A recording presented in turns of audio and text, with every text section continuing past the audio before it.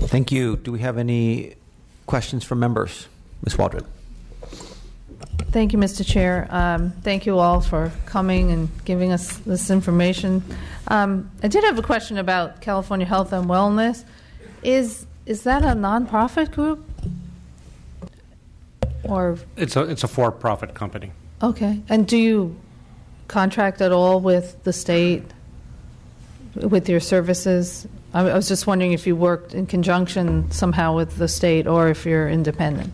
So we have a contract with the state to manage the MediCal benefit for these 19 counties, just as the other MediCal managed care plans do. Oh, okay. And from what you were saying in your testimony, that doing that outreach and getting information and listening, helps educate the public about maybe not going to the emergency room, how, as you had also mentioned, finding providers that are close by. I could see that as being a cost-saving tool, and I'm wondering, has there been any analysis done to show that the work that you've done can help to allay costs or defray costs, over time as people are educated, and how we can maybe utilize that more efficiently? It's a little too early for us to tell, since we've been in operation actually just 16 months. Mm-hmm. We started in November of 2013, so I don't think it's fair to show a trend.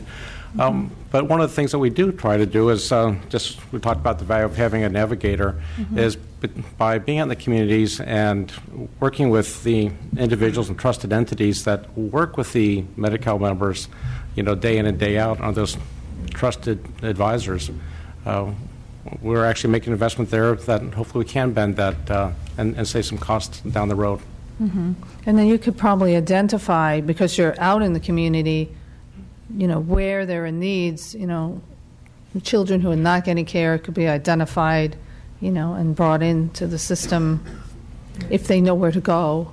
Exactly. And so it's, since we work with the community-based organizations, the providers, the public health departments, we are trying to identify those problems and also identify, where we haven't solved every problem yet. And as people say, I used to go to this doctor that used to take MediCal. We'll go out and talk with them, see if we can recruit them back to providing services. Mm-hmm. Thank you. You're welcome. Chairman Hernandez. Thank you. Question for Dr. Burkhart. Being a new plan to the state of California, and I know that the department looks at actuarially sound fees and having no history, how do they determine how do you determine your rates initially? It's my understanding, Senator, that since it's not a negotiation and it is a discussion, they do look at historic utilization of services. They looked at what the rates that were paid by the MediCal fee-for-service system, and that establishes a floor for the initial rates. And then on an ongoing basis, there will be variations on a theme of based on our utilization and what it actually costs us to provide those services. Right. So, being a managed health care plan within the rural community, obviously it seems like it's difficult to get provider networks, and you're being capitated, and you turn around and pay fee-for-service. Which are the provider groups you have the most difficult getting? Is it primary care or is it specialty care? For us, it's the specialty care. We're actually very fortunate that in the communities that we serve, we are heavily dependent on the federally qualified health centers, which have established a fairly extensive network in these rural areas. The specialty care is more of a challenge. Well, I do commend the work that you do, because I know you've done a lot of work with reaching out to the community health centers, the county systems, all the different nonprofits, and it seems like it would be difficult to get access to the specialty care. So when you do have access and you pay fee for service, do you pay at Medicare rate, or do you pay above Medicare rate, or do you pay at market rate? It varies. We contract with as many providers as we can at a rate that they're willing to take and we're willing to pay. There are times that we've got to follow the continuity of care regulations, and if somebody has an established relationship with a provider that doesn't routinely accept MediCal or what we would consider hopefully reasonable rates, we've got to pay very high rates. Yeah. And so it's sometimes it's certainly in excess of Medicare rates. Right. Okay. Well, I appreciate it, and thank you very much. You're welcome. Just a quick follow-up to the chairman's question. If you were paid at the upper end of the rate range of what's actuarially sound, or if you're paid more than you're being paid now, could that translate into a more robust network of providers, thereby providing more access to care to the patients that you serve? I think everybody would like to be paid more, and so yes, I think we would be able to attract more providers. It would make those negotiations go easier. And the other things is that it wouldn't allow us to be even more creative and spend funds wisely to take that holistic view of health of not solely just pay the physicians, the hospitals, the ancillary providers, but also provide other services that are going to improve the quality of care and quality of life for the members that we serve. Thank you. Mr. Wood. Yeah, so my question is for, Shelley from Dignity Health. Did I hear you correctly? You said that essentially by serving the MediCal population, you have $710 million of uncompensated cost? Correct. $712 million, to be exact. And that's from our cost, not charges. That's cost. That's after provider fee and dish payments and supplemental payments. Where's the breaking point? Very near. I will tell you that, for instance, in Reading, we are the only hospital that delivers babies, and that's from the Oregon border all the way to Chico. About 90% of the babies are MediCal babies, and it doesn't cover cost. And so we may be forced to close OB services at the hospital for the entire community because we can't sustain it. And that's not right. And we make those decisions all the time. We value our partnership with the state and the MediCal patients. The loss is a core part of our community benefit as a not-for-profit organization, but you can't continue. The $712 million is up $240 million from 2013. So our losses, our MediCal losses, are exponentially growing. I'll be honest, our charity care went down a modest amount, $23 million. That's a result of the ACA. But we went down $23 million and we grew $240 million. And part of that's the surge of patients needing care who haven't had it for so long. And to make things balanced, recouping that $710 million is cost that's passed on to other people, other more traditional plans or cash-paying patients. Correct. Thank you.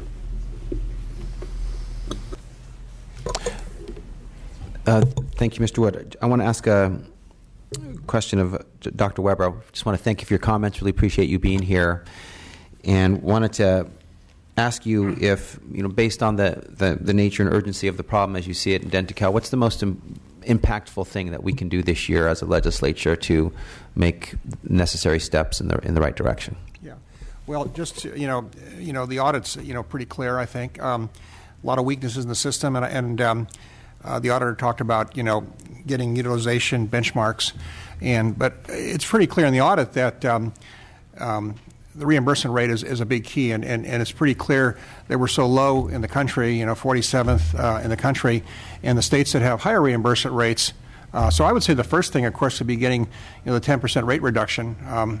It have to reverse that, but I think that. I think it's important to look at the provider networks, as Dr. Wood said. Are they real provider networks if they're just people on a list? So I think getting a knowledge of that, and then reimbursement rates will have to increase, I think, to get more utilization. I think that that'll be part of the answer, or maybe a big part of the answer.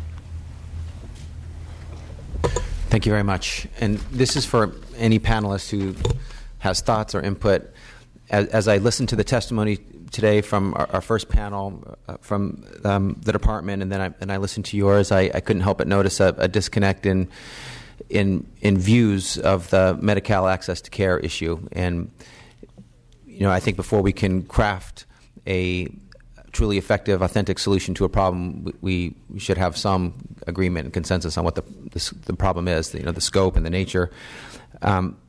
Please share with me your thoughts on what information you think would be necessary for us to get to that place where we can get some consensus on the problem.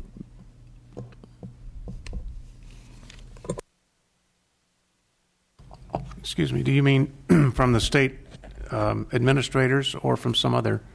I'm not sure I understand. Yeah, from DHCS in particular. You were here for their testimony. You heard some of the questions from our senators, our assembly members, our Democrats, our Republicans, all raising concerns about access to care. You heard the responses.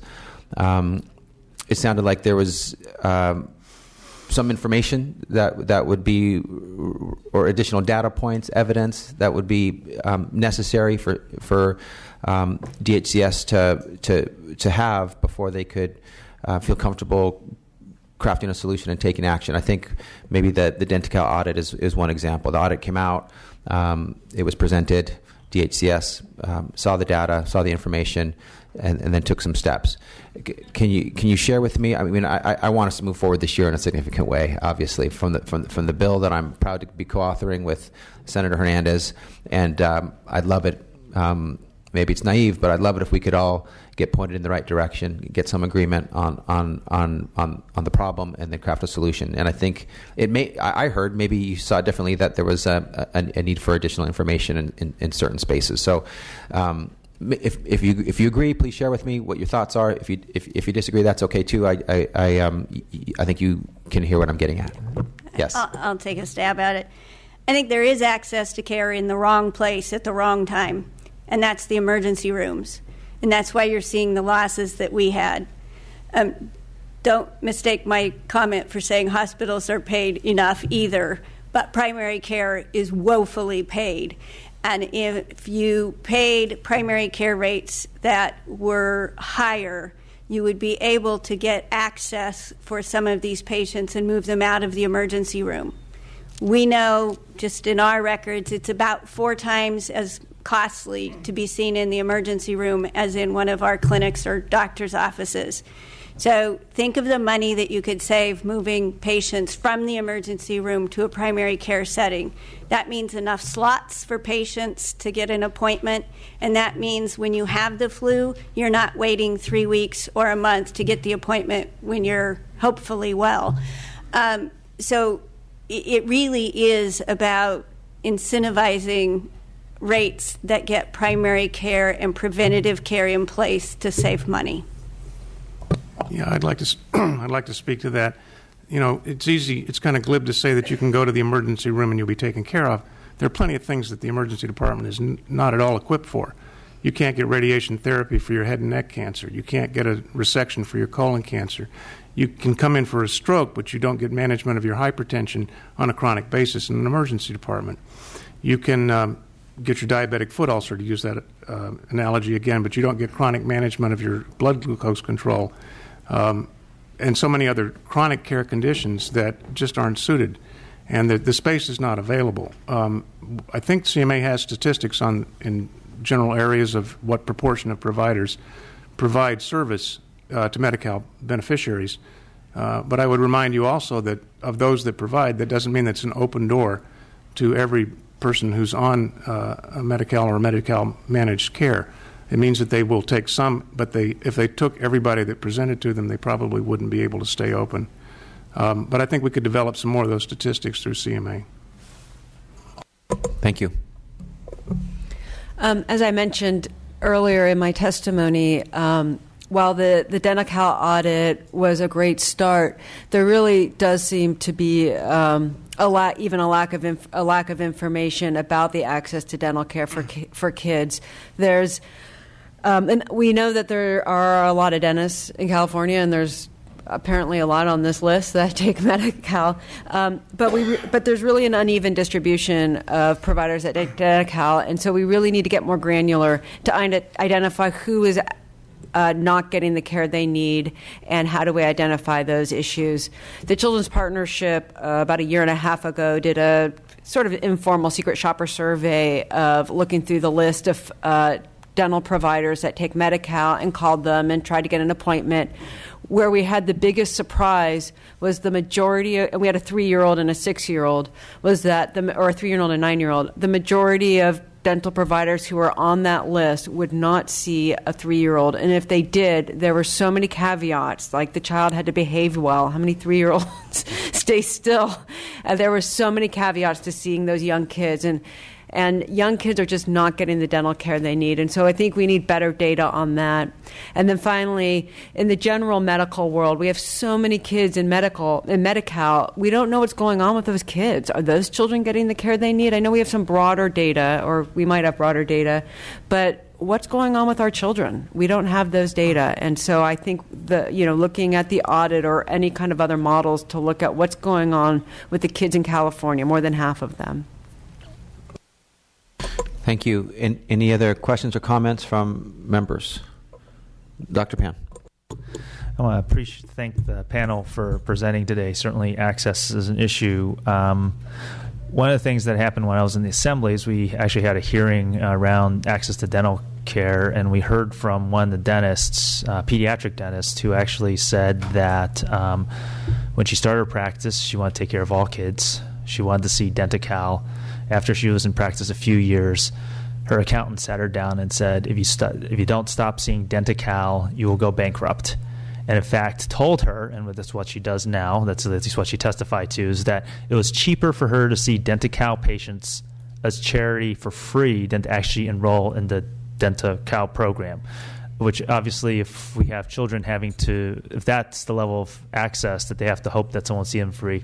So perhaps, can someone comment, is that just simply one story, or is that something that's going across the dental world? No, I've heard that before, and the program, besides the low reimbursement, there's also a lot of problems with the way it's done. And sometimes, and we have statistics that dentists do $400 million a year in free care, and not even counting the people, well, not counting the DentaCal system. So just basically, I hear that a lot.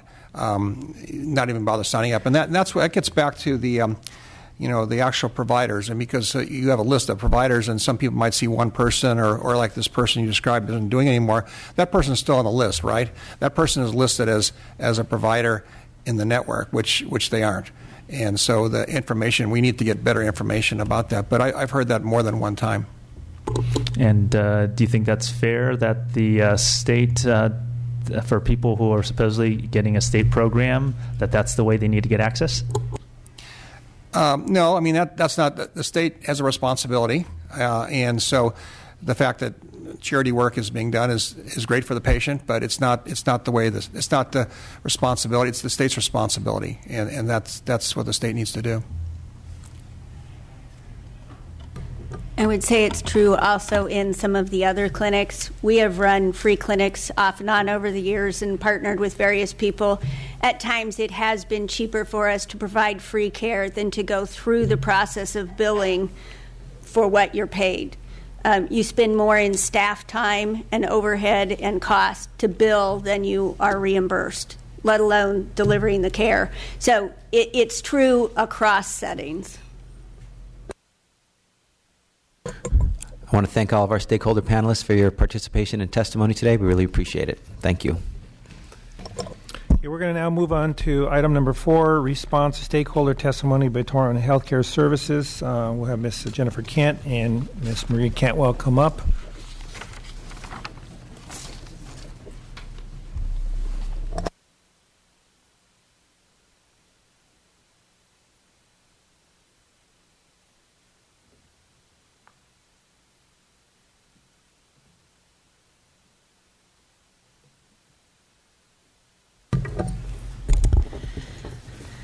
Yes, hi. So Jennifer Kent with the Department of Healthcare Services again. I think that it was helpful listening to the last panel. in kind of closing remarks and thoughts, I think that there's a couple of things that I wanted to highlight.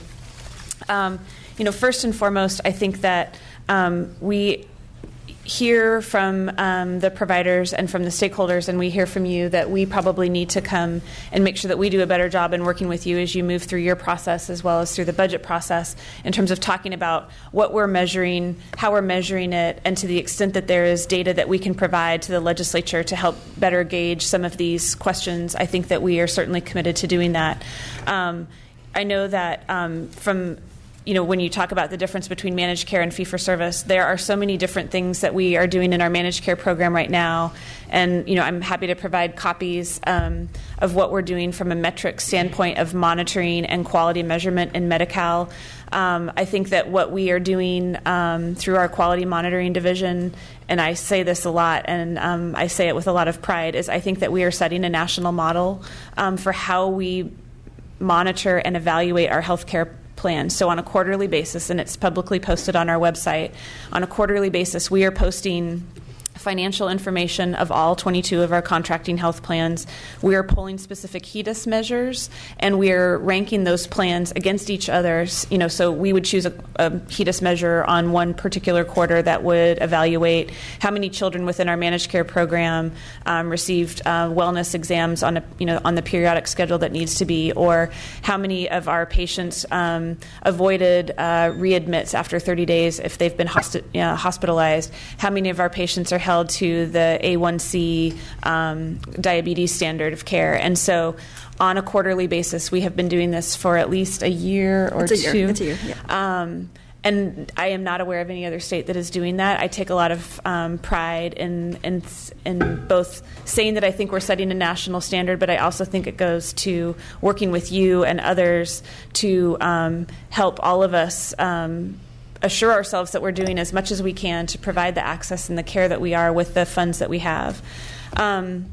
Second of all, the point that I also wanted to make clear is that to the extent that we have been given data in certain either areas or by certain provider classes where we have had to go back and look at whether the AB 97 reductions needed to be revisited, we have certainly done so.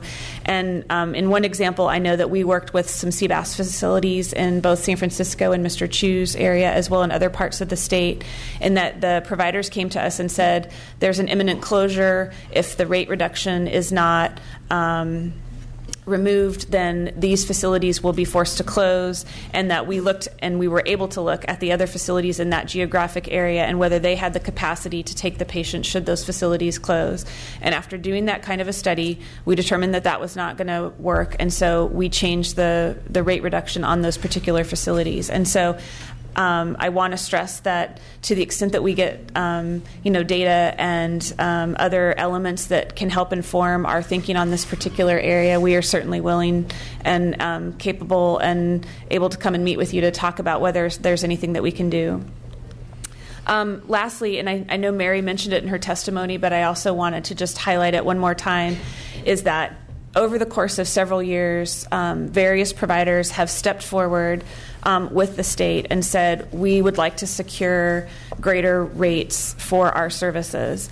And, Mary is a phenomenal technical expert when it comes to provider taxes. But when you look at the amount of funding that we have used in California to help support the MediCal program through the use of provider taxes, through the use of county funds, through the use of intergovernmental transfers, it probably stands somewhere in the $6 to $7 to $8 billion range. Those are absolutely vitally critical to how we continue to provide support to a very, very large program.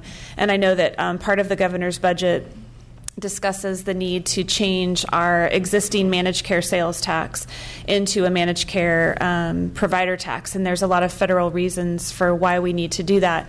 But I think it highlights, especially for you, that there are certain categories of providers that over the years have said, hey, it's enough and it's important enough for us in order to secure a rate increase, and we understand that the state may or may not have limitations on general fund.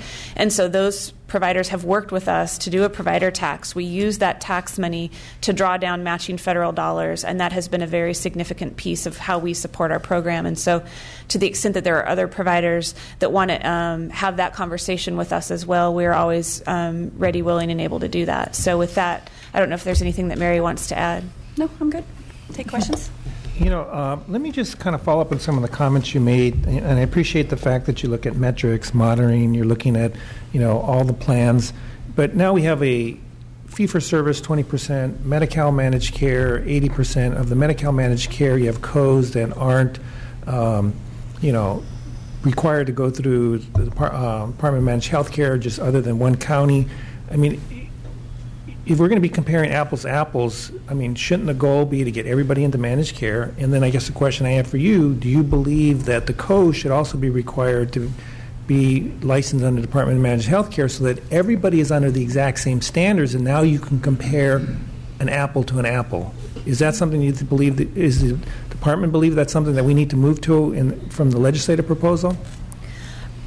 So when we talk about the metrics and how we're measuring the plans, it's not so much the licensure that we're measuring. And so we hold the county organized health systems to the same standards that the Knox-Keene plans are held to. It's via contract versus via statute and via licensure. But really the dashboard, I would argue, is actually comparing apples to apples, because what we're asking the plans to provide us through the data and through the monitoring is, you have X number of thousands of patients.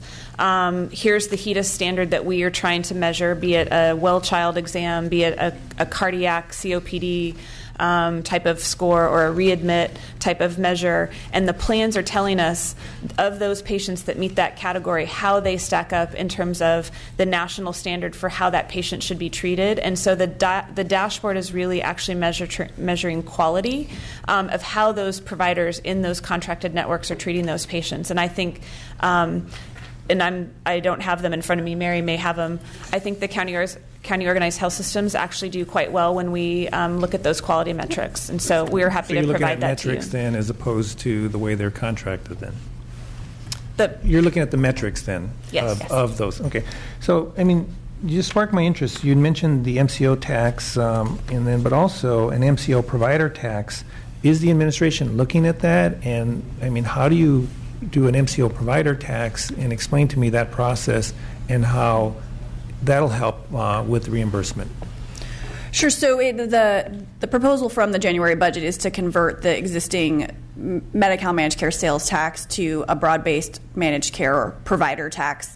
It's called a provider tax from the federal perspective, and we're really doing that as a result, as Jennifer said, of federal guidance that was released last year that indicated our existing sales tax that's on just the MediCal managed care plans was not going to be complying with the federal rules on taxes that support the Medicaid program.